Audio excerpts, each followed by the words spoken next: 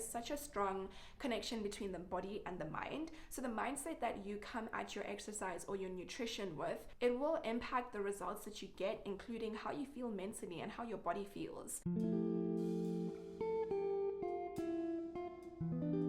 Hi there, thank you so much for tuning into my video. My name is Tepang Boe and I am a food and body image coach. If this is your first time on my channel, please make sure that you subscribe and hit the notification bell so that you never miss a new video when it comes out. So getting straight into the topic for today, we are going to be talking about something that's on a lot of people's mind. The question of, why am I struggling to lose weight? Or why is it so hard for me to lose weight? So just to set the scene for you guys, I wanted to talk about how this desire to lose weight actually most likely doesn't come from your own internal set of desires. And the reason that I say that is because we live in a world where we are infiltrated with messages about weight loss, whether it be on social media, on the series that we watch, on the news, for example. At the time that I'm filming this video, there is a huge scandal, at least on my pocket of social media, about how Kim Kardashian admitted to basically starving herself to get into the Marilyn Monroe dress. I'm sure you might know what I'm talking about. So this is the world that we live in. This is what we see all around us all the time. We are constantly infiltrated with adverts on Instagram about new diet and fitness apps, and so on a subconscious level that tells us that our bodies are something that we need to constantly be working on. And it also teaches us about the value that society places on our bodies, especially as women. So this is just to create a little bit of context about why this desire to lose weight is not necessarily your own desire. I'm not saying that you may not want to lose weight of your own volition, but that definitely has also been influenced by a whole lot of social and cultural influences. So that's just the context of what I'm going to be talking about today. So given, what I've just shared with you, that there's a whole lot of pressure in society to have the perfect body, it makes a whole lot of sense that as women, we are often thinking a lot about how we look, often thinking a lot about how we can exercise to change the way that we look, perhaps lose weight, perhaps get whatever it is that you're looking for, maybe a perkier bum or like more toned arms. And we are also thinking about how can we change our diets to make sure that we reach those goals. And I've been there. I have been there. So I'm coming at you with a complete understanding and empathy for what it's like to live in this world and to bear the weight of all of this pressure on your shoulders. I'm also here to tell you that there may be issues that are actually beyond your control, and things that, if you become aware of them, can really help you to be kinder to yourself, can set more realistic goals for the body that you have, the lifestyle that you have, and goals that are actually going to be way more supportive of your physical health, your mental health, and your emotional well-being. I have some notes here on my laptop in front of me which you can't see, and I'm just gonna quickly unlock my laptop and then get right into the chats. So I've already spoken, about the context about diet culture and how it influences us to think about our bodies and influences the behaviors that we take based on how we feel about our bodies. And that's a component of body image, and I can talk about that in another video. And now I'm gonna talk a little bit about why, no matter how much you may have tried to cut your calories, or no matter how many times you may have tried to follow your favorite influencers' diet that they, say helped them to lose the weight or to have the body that they have now, no matter how much times you try to do these things, you still aren't able to reach your goals. And this is a real thing. Let me just tell you a little story. So in 2017, I ventured on a weight loss journey.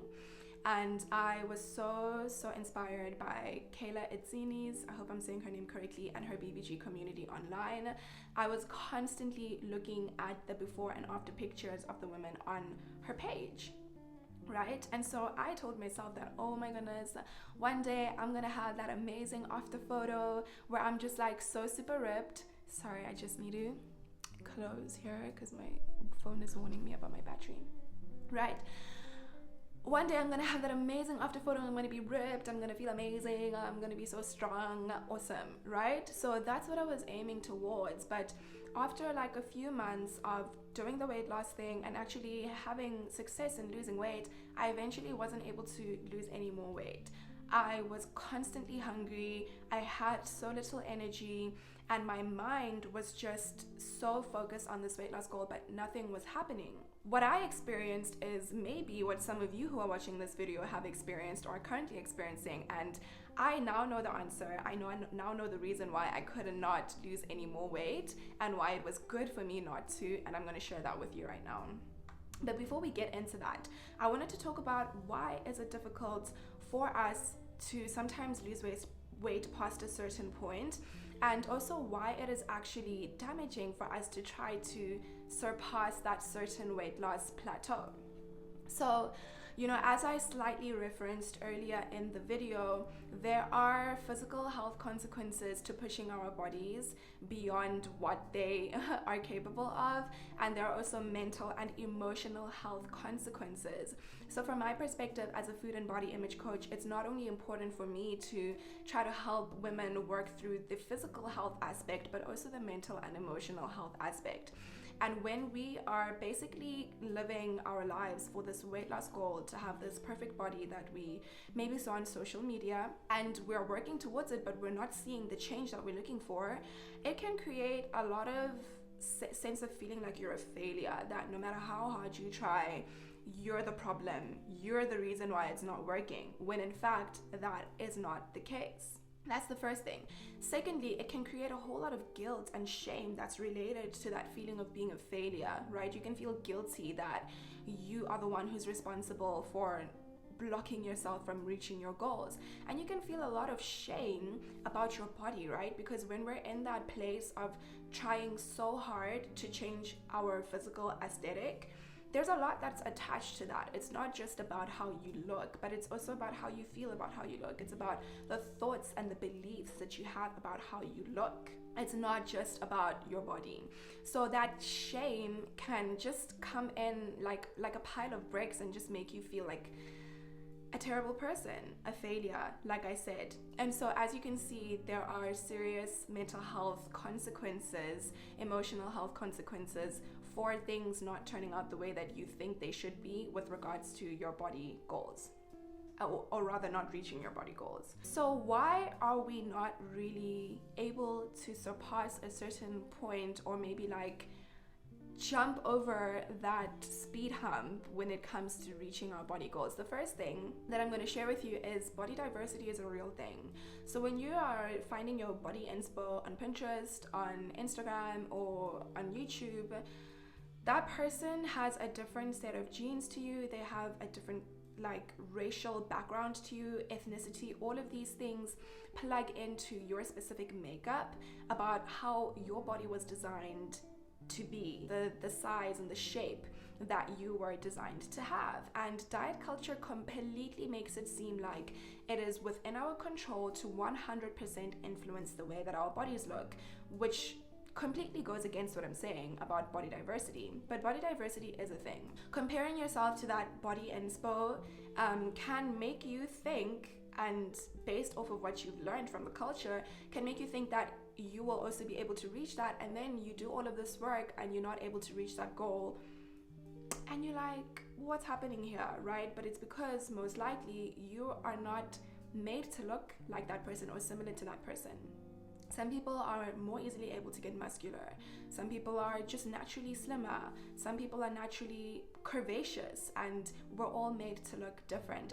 Okay, secondly, I actually wanted to share a concept with you called set point theory. So I actually have a set of workbooks. They're educational and reflectional workbooks that I give to my coaching clients, and in one of these workbooks I talk about set point theory. So I want to just read the definition based off what I've written here. So set point weight, as defined by registered dietitian Colleen Christensen, defines it as the weight that our bodies want to be at to function optimally and feel best. It's the weight that our bodies can maintain effortlessly without micromanaging, counting calories, weighing food, etc. So this ties into that concept of body diversity that I was speaking about. If we have diverse bodies, and it also means that we have our individual set point weights, and a set point weight isn't exactly like a fixed weight like 65 kg, that's where you're supposed to be your whole life. Set point weight is a range. It could be, let's say for you, your set point is 60 to 65, for example, and your set point also can change throughout different seasons of your life, though it's not going to be a hugely dramatic change. For example, your set point changes, right? You're not going to be the same set point weight when you're 11 as when you are 25, for example, because you're growing, and so you have to be gaining weight as a sign of healthy growth. Another example is in old age, our weight changes, or even in pregnancy, your weight changes, and your weight is at a normal range for that specific place that you're at in your life. So this is the set point weight that I am explaining to you. Cool, so that's what I wanted to share with you.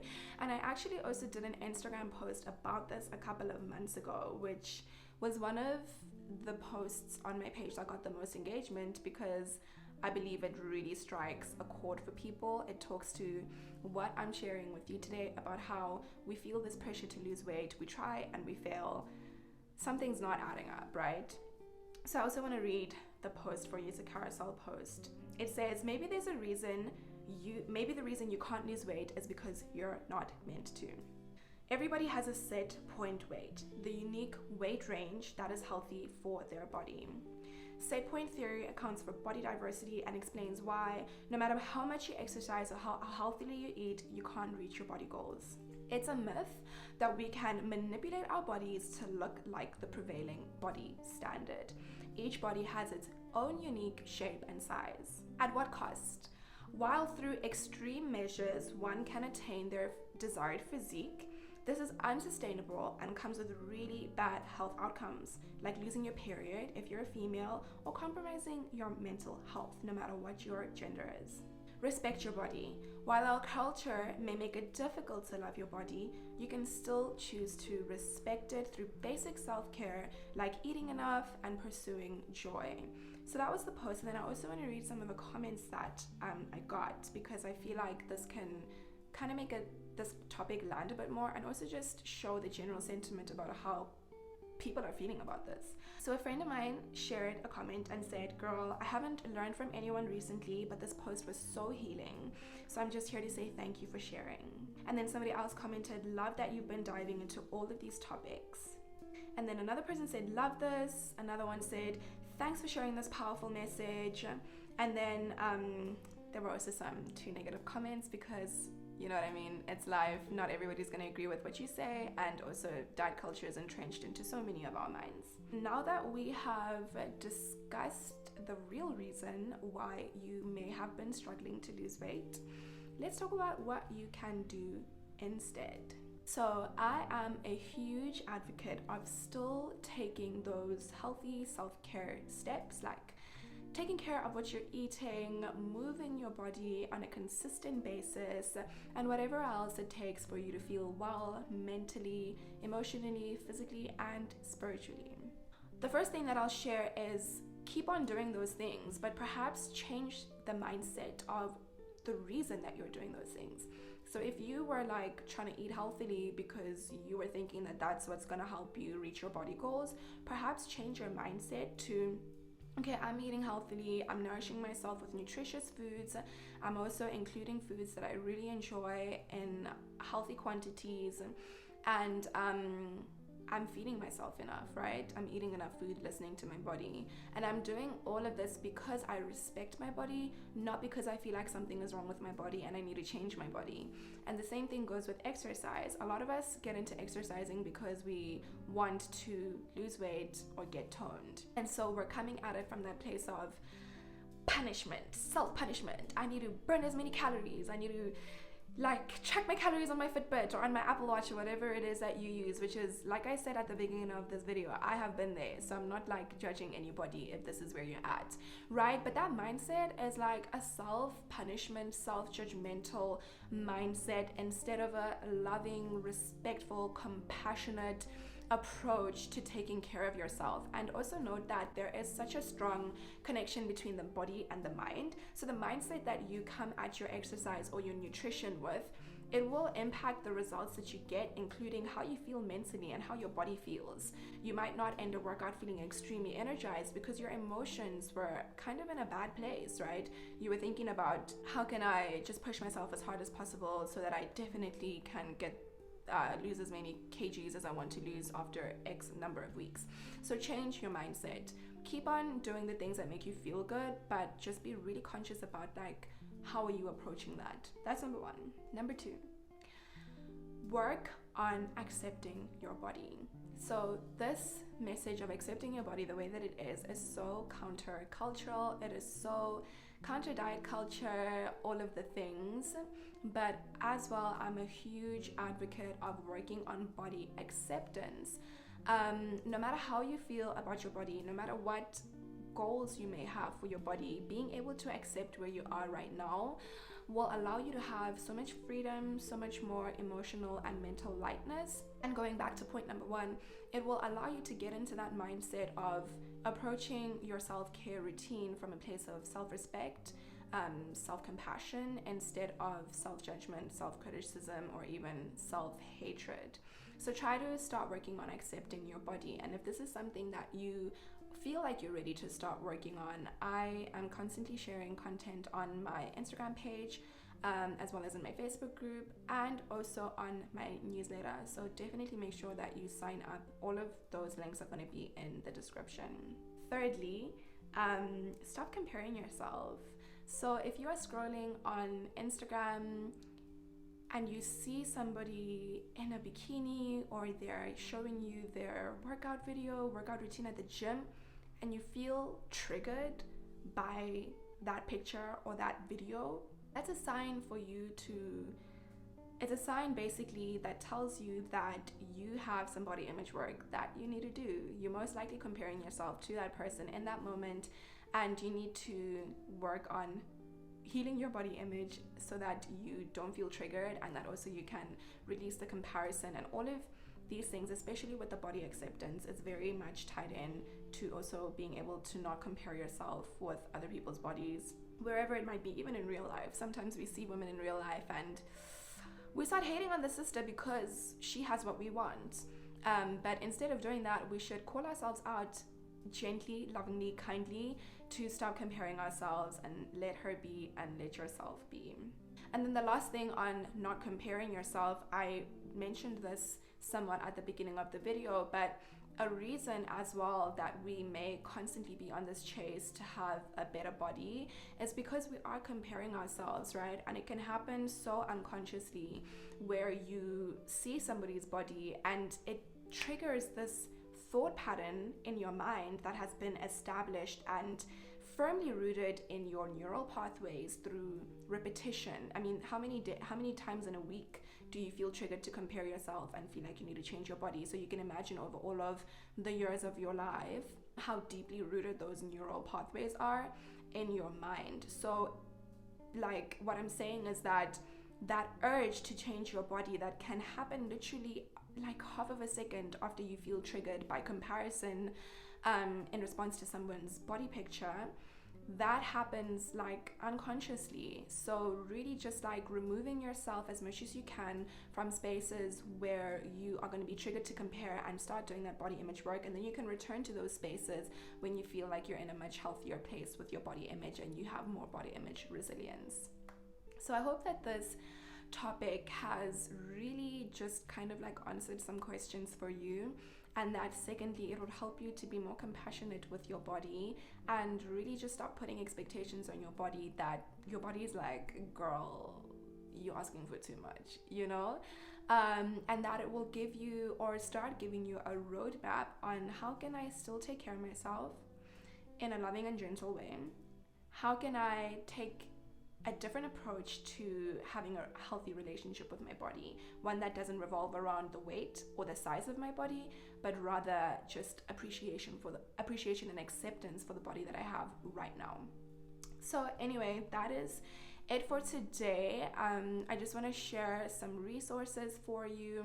So if you want to get a free preview of these coaching workbooks, these educational and self-reflection workbooks that I mentioned earlier in the video, please get your free copy at the link in my description. There are 12 workbooks overall that I give to my coaching clients, and you can get 2 of those for free.